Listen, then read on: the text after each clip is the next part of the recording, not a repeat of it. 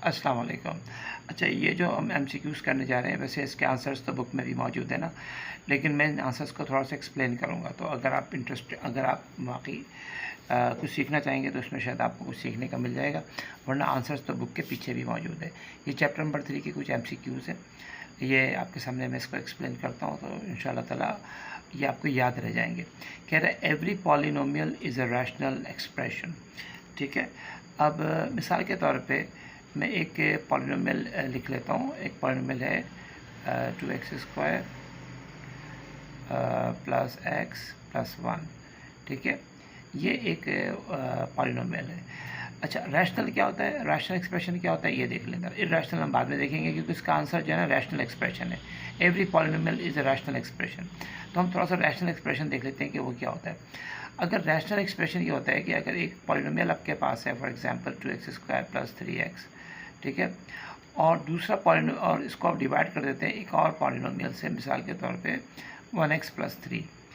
ठीक है, तो ये जो एक्सप्रेशन है आपका, ये जो एक्सप्रेशन है ये कहलाता है रैशनल एक्सप्रेशन, जिसमें आप दो पॉलिनोमियल को डिवाइड कर रहे होते हैं। सही है ना भाई। यहाँ पर जो है ये एक पॉलिनोमियल है, मगर अगर आप देखें तो उसका कोई दूसरा पॉलिनोमियल तो डिवाइड नहीं कर रहा। ठीक है, लेकिन आप इस दूसरे पॉलिनोमियल से डिवाइड कर सकते हैं। कैसे कर सकते हैं? आप 1x की पावर 0 रखते हैं, तो ये भी एक पॉलिनोमियल है। ठीक है, x की पावर अगर 0 हो तो वो भी एक पॉलिनोमियल होता है, तो ये भी पॉलिनोमियल है, ये भी पॉलिनोमियल है। लेकिन ये पूरा पॉलिनोमियल जो है वो 1 के बराबर है, क्योंकि x की पावर 0 होती है, और x की पावर 0 जो होती है वो 1 होती है, और 1 को 1 से मल्टीप्लाई करेंगे तो 1 आंसर आएगा। इसका मतलब ये हुआ कि ये जो है एक्चुअली अब आप 1x की पावर 0 लिखो या 1 लिखो, वो एक ही बात हो गई, और हर एक्सप्रेशन के नीचे तो 1 मौजूद है। तो ये जो पॉलिनोमियल है, इसको आप ये लिखने के बाद रैशनल एक्सप्रेशन में तब्दील कर सकते हैं। लेकिन इससे ये रैशनल एक्सप्रेशन में तब्दील तो हो रहा है, लेकिन 2x² प्लस x प्लस 1 को कोई भी फ़र्क नहीं पड़ रहा। ठीक है, तो ये पॉलिनोमियल अपनी जगह पे मौजूद है, और उसको एक और पॉलिनोमियल से डिवाइड कर रहे हैं, मगर इस पॉलिनोमियल के ऊपर कोई भी फ़र्क नहीं पड़ रहा। क्यों फ़र्क नहीं पड़ रहा? कि 1x0 जो है वो खुद भी पूरा 1 के बराबर होता है, और 1 जो होता है वो हर एक्सप्रेशन के नीचे मौजूद होता है। तो इसका मतलब ये हुआ कि every polynomial is a rational expression. लेकिन हर रैशनल एक्सप्रेशन जो, जैसे ये एक रैशनल एक्सप्रेशन है, ये पॉलिनोमियल के बराबर नहीं हो सकता। ठीक है, एक छोटी सी एक्सप्लेनेशन दी है मैंने, उम्मीद है कि ये आपको समझ में आ गया होगा।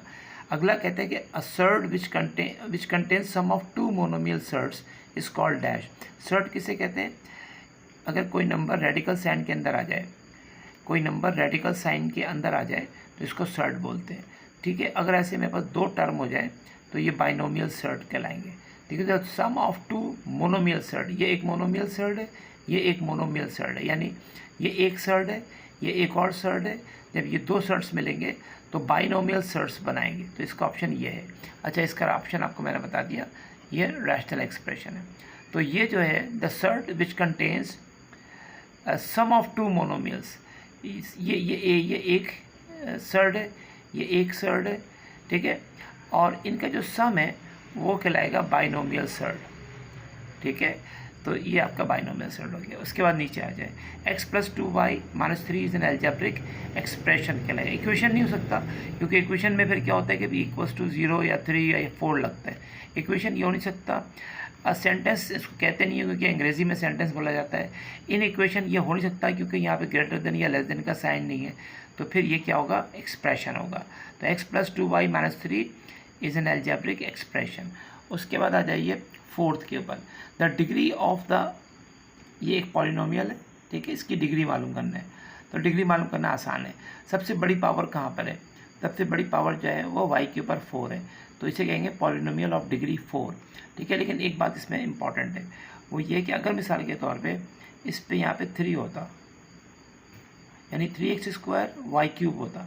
ठीक है, और यहाँ पे 5y की पावर 4 है, तो यहाँ पे मैक्सिमम पावर आपको 4 नज़र आ रही है। लेकिन इस टर्म में x पे पावर 2 है और y पे पावर 3 है, तो इस टर्म की जो मैक्सिमम पावर कहलाई जाएगी वो इन दोनों को सम करके कहलाई जाएगी, और वो क्या हो जाएगी? 5 हो जाएगी। तो फिर हम इसे कहेंगे डिग्री ऑफ 5 हो गई है।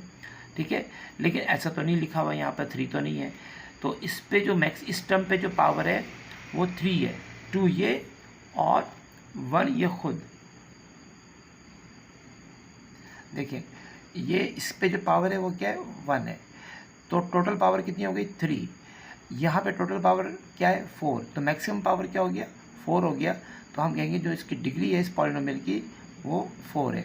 उसके बाद अब आगे आ जाते हैं हम लोग ना, आगे आ जाते हैं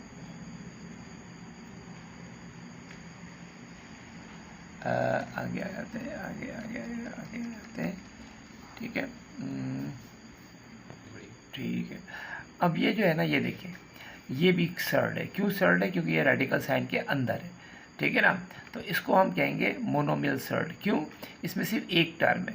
ठीक है, इसमें सिर्फ एक टर्म है।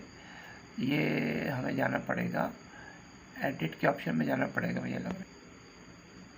ठीक है भाई, ये √5 एक टर्म में सिर्फ है, सही है।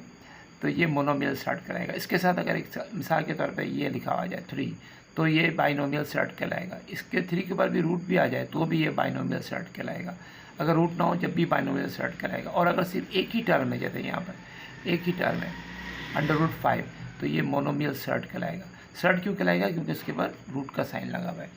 उसके बाद आ जाए, अगर ये एक पॉलिनोमियल है, ये एक पॉलिनोमियल है, दो पॉलिनोमियल अगर डिवाइड हो रहे हो तो हम कहते हैं कि ये एक रैशनल एक्सप्रेशन है।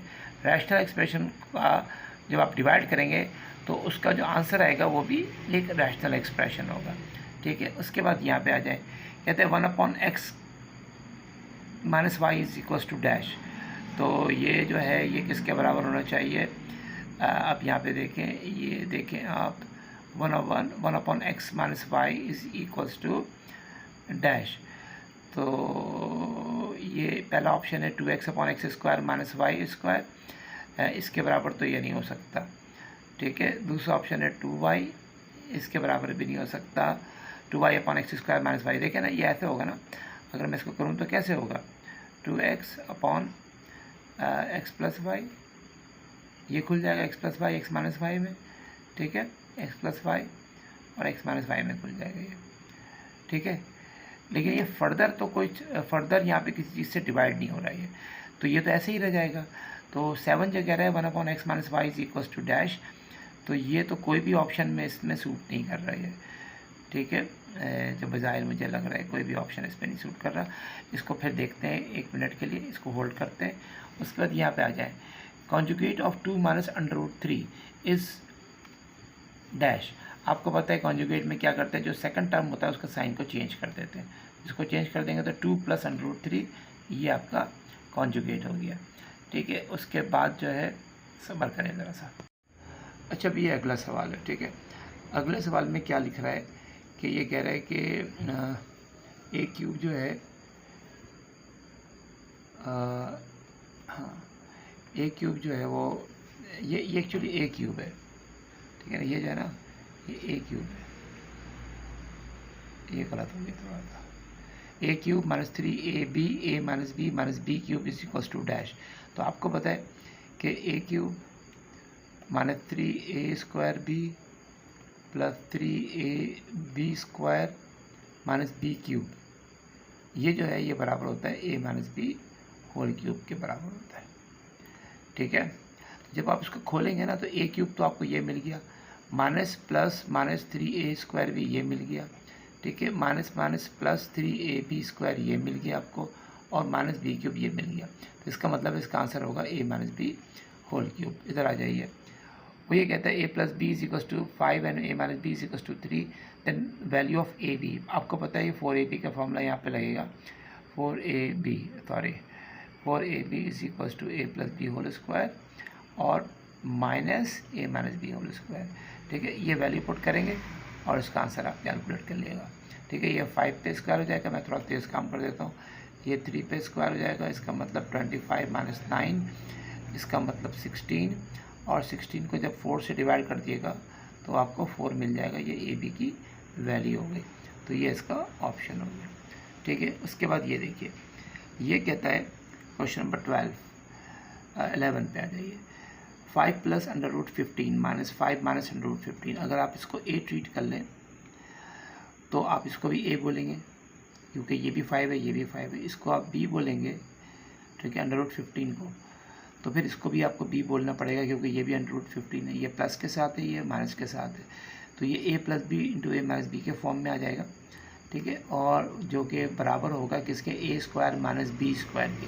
ए क्या है मेरे पास 5 पे स्क्वायर ले लिए, बी क्या है मेरे पास √15 पे स्क्वायर ले लिए, ठीक है। तो ये क्या हो जाएगा 25 माइनस 15, इसका मतलब होगा 10 कहीं ऑप्शन पे जी, ये मुबारक हो आपको, ये ऑप्शन मौजूद है ये।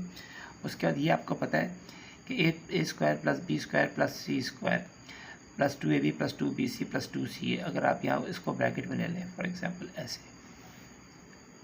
और यहाँ से 2 कॉमन ले लें आप, ठीक है। जब 2 कॉमन लेंगे तो क्या होगा, ये 2 हट जाएगा यहाँ से, ये 2 हट जाएगा यहाँ से, और इसकी जो शक्ल है ये बन जाएगी, यानी a square plus b square plus c square plus 2 common ले लें, a b plus b c plus c a, ये किसके बराबर होता है, ये हम पढ़ चुके हैं 3.2 में, ए प्लस बी प्लस सी के होल स्क्वायर के बराबर होता है। एक MCQ जो है वो लास्ट पेज के ऊपर जो है वो गलत था, वो उसको सही कर देता हूँ, मैं आपको बताता हूँ।